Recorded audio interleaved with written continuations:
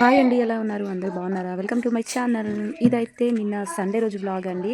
నిన్ననైతే నేను ఇక్కడ అన్ని మసాలాలైతే మంచిగా చక్కగా వేయించేసుకున్నానండి. టేబుల్ స్పూన్ మెంతులు, 2 స్పూన్స్ అయితే ఆవాలు, అలాగే 2 స్పూన్స్ అయితే ధనియాలు, అలాగే ఒక చెక్క, లవంగ, ఇలాచి అయితే వేసేసుకొని ఇక మంచిగా వేయించేసుకొని దీన్నైతే ఇక గ్రైండర్ కోసం అయితే దాంట్లో వేసేసుకున్నానండి.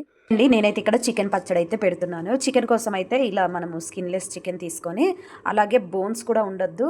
బట్ ఇక్కడైతే ఒక బోన్ అయితే వచ్చేసింది. సో అలాగే ఉంచేసిన. ఇలాగైతే చిన్న చిన్నగా కట్ చేసుకోవాలి.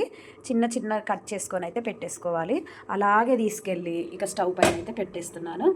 ఇప్పుడు దీనిపైన అయితే పసుపు వేసుకోవాలి. పసుపు వేసేసుకొని ఒకసారి కలిపేసుకుందాము. ఇలాగైతే కలిపేసుకోవాలి అంతా. లో ఉన్న వాటర్ అంతా రిలీజ్ అయిపోయే వరకు అయితే మనం స్టవ్ పైన పెట్టేసుకొని మంచిగా దాన్ని కలుపుతూ ఉండాలండి. వాటర్ అంతా రిలీజ్ అవ్వాలి. రిలీజ్ అయ్యాకే ఇక దీంట్లోకి అయితే నేను ఆయిల్ అయితే పీసెస్ అంతా మునిగిపోయే వరకు అయితే వేసుకోవాలి. ఎందుకంటే ఆయిల్ అయితే కొంచెం ఎక్కువే పడుతుంది. ఇక పీసెస్ అయితే ఇక మనం ఈ విధంగా చూసుకుంటే తెలిసిపోతుంది. మంచి కలర్ వచ్చేంత వరకు వేయించుకోవాలి. ఆ తర్వాత నేను ఇక్కడ అల్లం పేస్ట్ అయితే వేసుకున్నానండి. ఎందుకంటే అల్లం పేస్ట్ స్టవ్ ఆన్లో ఉన్నప్పుడే వేసేసుకోవాలి. అలాగే కొన్ని మెంతులు, జీలకర్ర కూడా వేసేసుకోవాలి.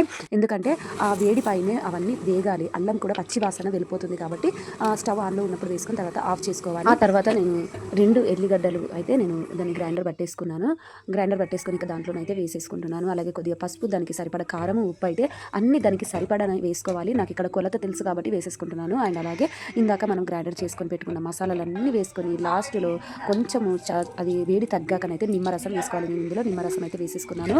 ఎంత సూపర్గా అంటే అసలు చేస్తున్నప్పుడే చాలా అంటే చాలా స్మెల్ వస్తుంది. నేనైతే చాలా హ్యాపీగా తిన్నాను. చాలా ఎంజాయ్ చేస్తూ తిన్నాను.